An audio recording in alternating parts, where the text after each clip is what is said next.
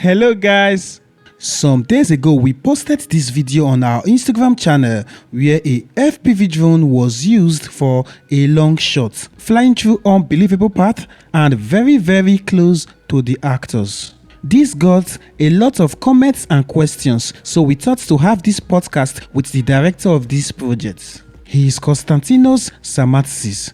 Constantinos Samartzis is a director and producer from Greece. He has worked on great projects such as Sunwhoop for BMW, Waldorf Astoria, and Akhabue Targu. Hello, Constantinos. Hello, Evans.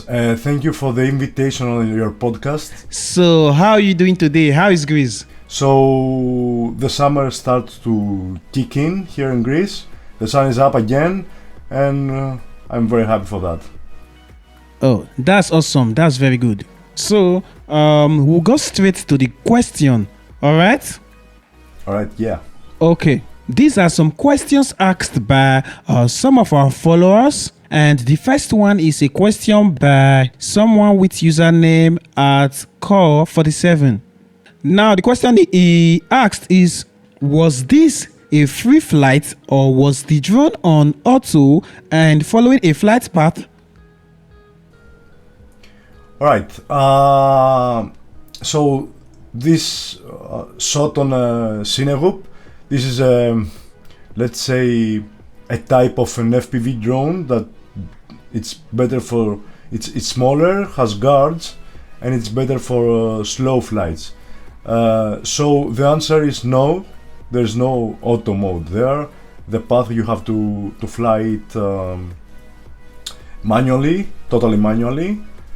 Even the throttle control is on FPV drones is pure manual. There's no stable position of the drone. You have to compensate all the time the wind and compensate on the route.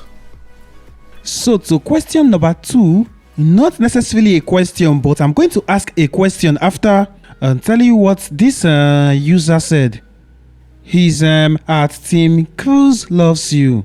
He said he would have hated to be the heavy rope guy. While pull, the drone is coming down. So my question is, what got you convinced that the drone pilot will fly this path without crashing on the actors? And how did you manage to reassure the actors that this was going to be a safe process? How do I believe that it's safe? So we're training a lot as pilots, and then we are as much as we can sure that we can control the situation. Along with that, we have safety around the drone, and also we fly in a straight line, and when we hitting gaps or we passing through actors, we're trying to not pass through women's hair, for example, or things in the scene that could be dangerous for an accident to happen. And the second part about the convincement of the actors themselves. So thank God most of the actors know us as a production company, and me personally as a filmmaker. So they know the past projects, and they're more happy to do crazy things with us than afraid of. That's good. To our third question, did you ever consider using another camera accessory like a gimbal stabilizer before settling for a drone? Alright, that's a good one. So I will answer you also. I give a little of advice for newcomers in filmmaking here. It's not the best practice to pick your tools before you see the needs. So most of the times you go for a drone. If you go for a drone, there has to be a reason for that. So let's say you're thinking about the take. You see if you can do with a stabilizer. You see if you can do with let's say Steadicam or any else stabilizing method. But if you can't, and you only can with FPV drone, then you go there. So we let me think. We passed through 2 car windows, enter a place, and then we passed through many gaps, changed the floor, and yes, This would be undoable with a stick, with 360 camera, or with any GoPros hand to hand, or with any stabilizers also hand to hand. Would be difficult. So that's why we settled for the drone. And let me tell you something more about the drone.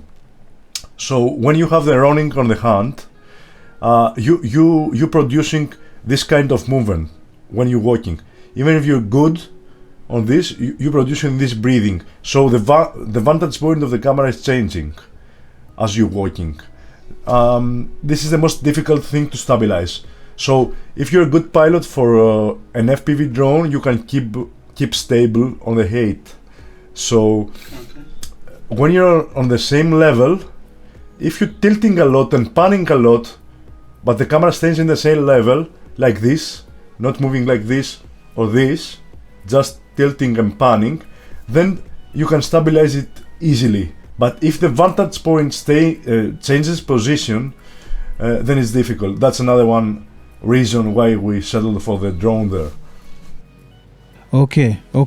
That's very good, and thank you for such detailed explanation. And I'm so sure this is going to answer the question of so many other users, even if they did not comment in the post.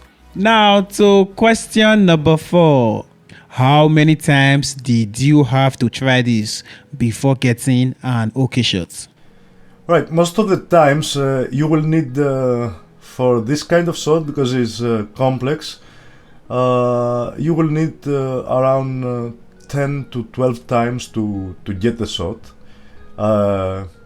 Sometimes you're lucky, you get in first time, let's say, but most of the times you're gonna need many takes, because an actor will not be in place exactly on the one cue could be missed. So 10 to 12 times is a regular thing. So we were short of time there and a little lucky, so we got it with the 6th try. Good. Okay. To the final part of this podcast, seeing how beautiful this video came out, yes, we love it, and we could see that a lot of followers loved it. Now we would like, or I would like to know, how well did the client receive this video? So yes, about the client, that period of time, flying some FPV drones was rare, and cinema drones was more rare. For enthusiasts, for RC players and modeling, hobbyists, was regular, but for filmmakers was a new technology. So clients barely seen this type of media before. That came out that client was far more than average happy with the result, and yes. Cool. At least that's the most important thing. Yeah, it doesn't matter how much more we want to bring in ideas. If it doesn't appeal to the client, then we've not done a good job. So I'm happy that the client was satisfied. Thank you very much, Constantinos. Thank you so much, Evans, for inviting me again, and hope we meet again soon. Yes, definitely. I look forward to posting even more creative projects from you. Like I'm gonna be stalking your page, checking every minute, every time to see if you've posted new stuff. Because yes, we can't wait to see the next level you are going to unlock. Thank you. We've come to the end of this episode. I'm Director Eman. Until I come your way next time, bye for now.